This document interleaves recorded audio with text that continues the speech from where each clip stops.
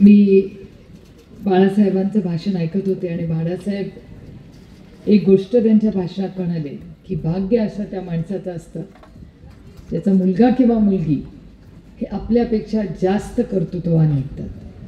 आणि मला वाटतं ह्या कुटुंबाचं तुमच्या आयुष्याचं सगळ्यात महत्त्वाची गोष्ट म्हणजे चंद्रकांत आणि नितीन हे एवढे जबाबदार तुमचे दोन्ही सुपुत्र आणि तुमच्या मुली आणि तुमची नात गार्गी. मला असं वाटतं आपल्या मुलांचा यशामध्ये आनंद असतोच, पण आपली नातवंड जेव्हा त्याच्याहून जास्ती यशस्वी होतात मला असं वाटतं त्याच्यापेक्षा गोड आनंद आणि आयुष्याचं सार्थक झालेलं. मला वाटतं जे बाळासाहेब म्हणले खरीच गोष्ट आहे की तुम्ही नक्कीच काहीतरी चांगलं केलंय आणि जे संस्कार तुम्ही तुमच्या मुलांना दिले. कारण यश अपयश हे प्रत्येकाच्या आयुष्यात येत असतं, पण आपल्या मुलांना आपल्यापेक्षा जास्त यश जर मिळालं तर तो आनंद जास्त असतो. आणि तुमच्या दोघांच्या कष्टाने आणि कर्तृत्वाने आज ह्या कुटुंब त्या मुलीची भाषण मी आता विचारलं की गार्गी कुठल्या शाळेत जाते तर ती आपल्या जयाताईच्याच शाळेत जाते.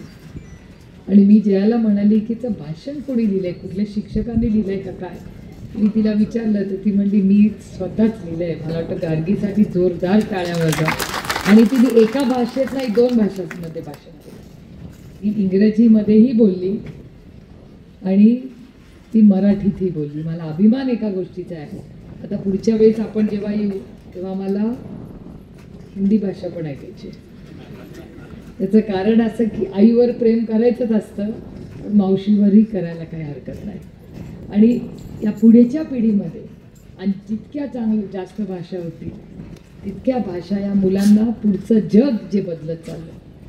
म्हणजे मी आता इथे बसल्या बसल्या विचार करत होते की या गावामध्ये इंटरनेट आहे, त्याच्यामुळे आज वर्तमानपत्र पण मी वाचलं.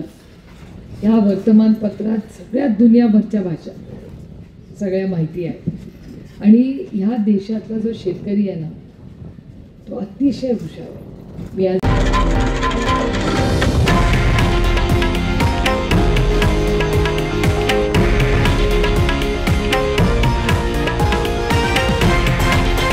हे आहे देशातील नंबर 1 न्यूज नेटवर्क आणि आपण पाहत आहात TV9 मराठी, एकमेव.